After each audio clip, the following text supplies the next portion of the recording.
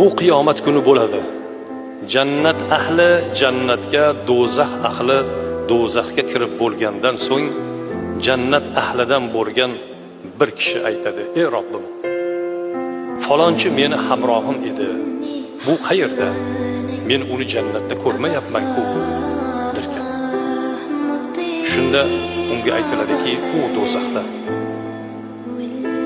Bu inson aytar ekanki: "Ey Robbim, ey Parvardigorim, uni meni yonimda bo'lmasligi menga, ya'ni jannatda turganligimga juda ham bunda xursand bo'lmayapman. Menga jannat tatimayapti" deydi. Shunda Alloh taolo buyruq qilar ekanki, o'sha do'zaxdagi bandani olib chiqing deb, shu jannatiy bo'lgan bandani so'zi tufayli Alloh taolo uni do'stini yoniga, jannatga kiritadi deydilar. Ana payg'ambar